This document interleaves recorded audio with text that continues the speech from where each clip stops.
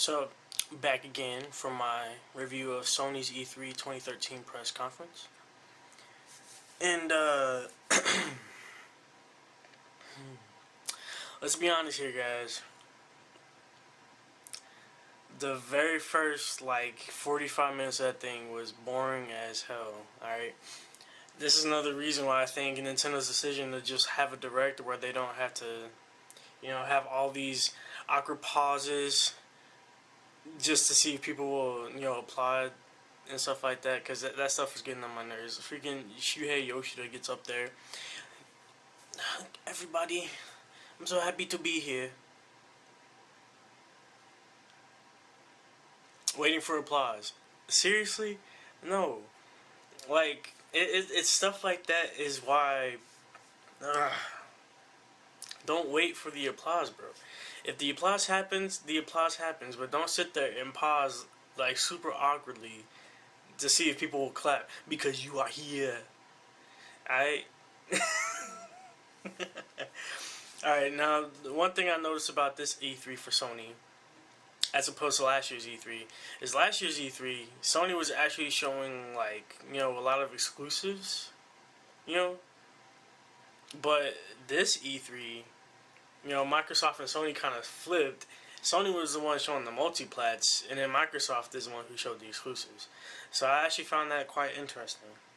Now, during this whole presentation, as you can see in the footage behind me, the Order 1886 was the brand new IP on the PS4 that Sony revealed this time. And after that, we really don't know anything about the game. You're in London, you got these dudes who are yeah, we're cool, we ride in a carriage and stuff like that, but it's whatever. It's another shooting game. You know what I'm saying? I'm kind of tired of shooters, regardless of the concept behind it. Because there's only so many times I really want to shoot something in the face. So add another shooter alongside Killzone as an exclusive, and then at this reveal they had the world premiere of the first Destiny gameplay, which everybody's looks like Halo and Borderlands had a baby. So that was actually disappointing for some people because they're like, dude, it's Bungie. They created Halo and stuff like that. But you look at Destiny, literally, the animations look straight out of Halo. Even the weapon switches. She whipped out that blatant rocket launcher looking thing. You know what I'm saying? And what is up with the dialogue, man? The back and forth. I know they do that on purpose, but why does it have to be so corny? Here I go. Come on, dude. Ugh. Man, but it's whatever. Destiny, Borderlands mixed with Halo. It's still cool in a way, but it's another FPS at the end of the day. They recapped on Killzone Shadowfall, more gameplay footage of that. Looks like another FPS. They recapped on Infamous Second Son. At least we got more footage of that. Some actual dialogue and some back and forth and stuff like that. And the concept looks cool and all. Kind of punkish rebel dude. He's like, I shoot fire. I'm cool. I'm like Pyro from X-Men. Stuff like that. But like I said, I never really played. I don't have a PS3 because it wasn't interested in anything. The thing that caught my attention on the PlayStation 3 was Final Fantasy Versus 13, which is now titled Final Fantasy 15 because they didn't do anything with that freaking game for so long that it was known about for an entire console generation, but never came out. And then they still don't even have a release date for it. They just have a title change. You know what I'm saying? So it's just whatever. And they finally unveiled Kingdom Hearts 3, which is a game I've been waiting for a decade for. You know what I mean? But they just now said now in development. So it could end up just like Final Fantasy Versus 13, where it could take absolutely forever to come out, if at all. You know, but only time will tell. I'm actually I'm kind of intrigued by Square's decision to not put that game on the Wii U, because I mean, let's all be honest here, that does not look like a game the Wii U can't handle, and it looks like something that is basically made for the Wii U. Like Sony and Nintendo have always shared the Kingdom Hearts games, so Kingdom Hearts 3 not going to a Nintendo platform is kind of weird, if you ask me, but it is what it is. I mean, they might announce that later down the line, but yeah, that regardless of how I look at that, it's kind of strange that goes to the Xbox before the Wii U. I mean, the pacing of this conference was like extra slow. Like the indie games, like Transistor looks sweet. You know what I'm saying? That looks pretty interesting. Don't care too much about Drive Club. Knack is like Knack. They basically just showed a bunch of multiplats. You know, apparently PS4 can't handle Assassin's Creed 4 because that junk just straight crashed. They gotta show Watch Dogs every conference, which is actually getting a little annoying. Everything is connected in Watch Dogs. That is our goal. You have complete control. You are Aiden Pierce. Like, stop it. I don't care at this point. Release the game call today. Please do not turn this into an annual release thing like Assassin's Creed, because that would just be fucking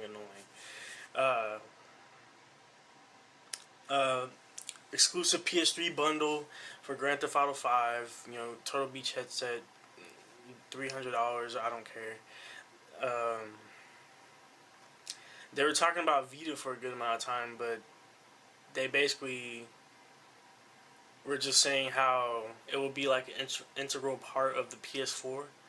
So, in a way, they sort of advertised the Vita, a standalone device, as an add-on for the PlayStation 4.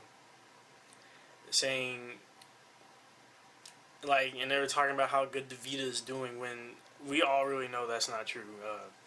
I mean, it may be doing better in Japan, but hell no, it ain't doing better in the States or, you know, the UK. So, yeah, Sony needs to do something with that Vita for real.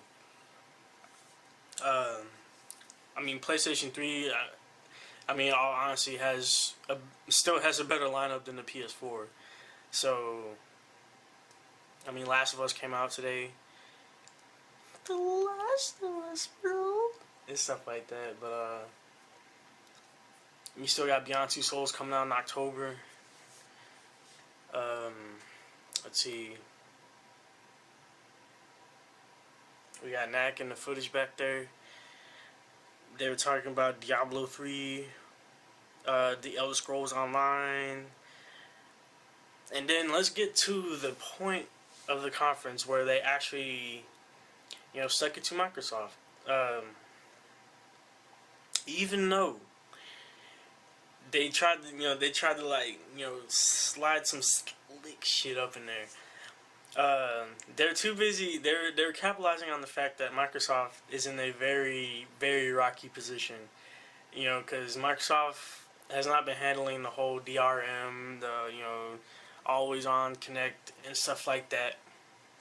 So they were taking shots of like, PS4 will not impose DRM on you and stuff like that.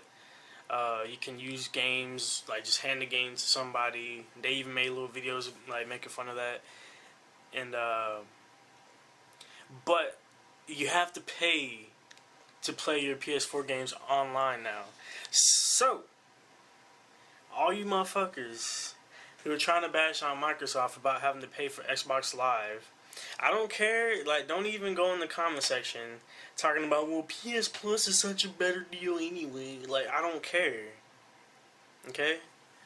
Regardless of how you look at that, it's still hypocritical because you're gonna be paying the exact same amount as Xbox Live Gold. Don't even give me the $5 a month because 5 times 12 is $60. Stop it. It's the same. Thank you. Uh, and then like Sony's playing that numbers game with you guys. They of course they say $5 just to make it not look bad, but do the math. And then if correct me if I'm wrong, but at Sony's February reveal, didn't they say that that PlayStation Eye thing was supposed to be bundled with the PS4? Right? Right? Because I've seen people in the comment section talking about the PS4 is a better deal than the Wii U because it's at $400. I'm like, okay, so let me get this straight. I mean, I know the PS4 comes with 500 gigabytes of space. You know, it does have stronger hardware, right?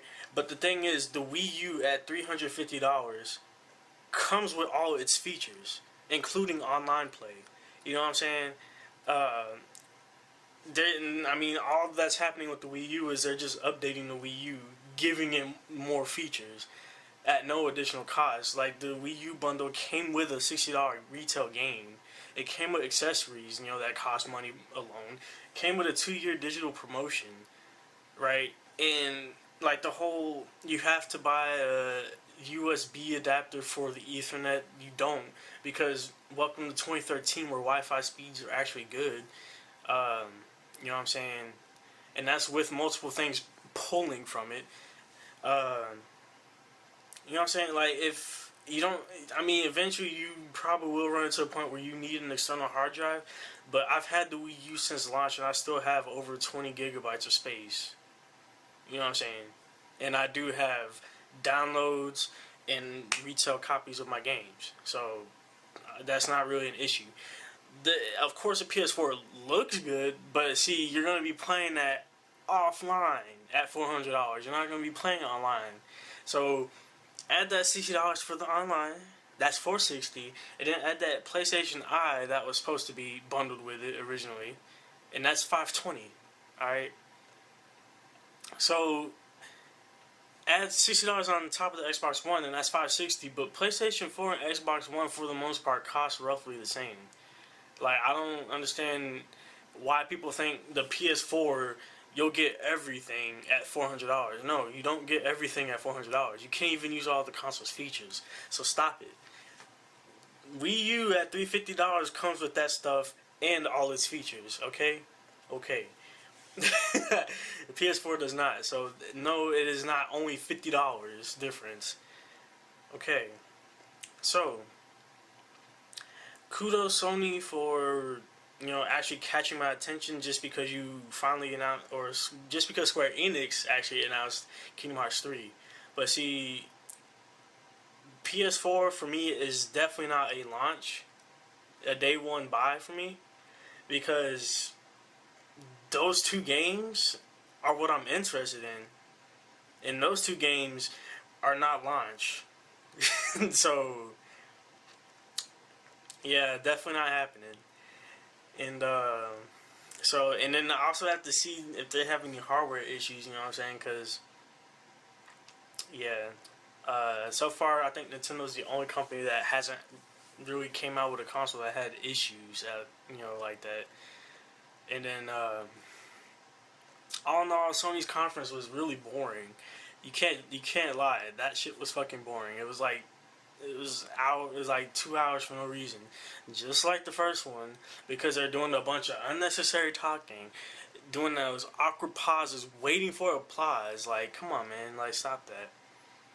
And they only showed one more brand new game. So as of now, like, Sony has exclusives, but I mean, Killzone, Knack, Drive Club, Infamous, The Order 1886, and that's basically what you can think of off the top of your head.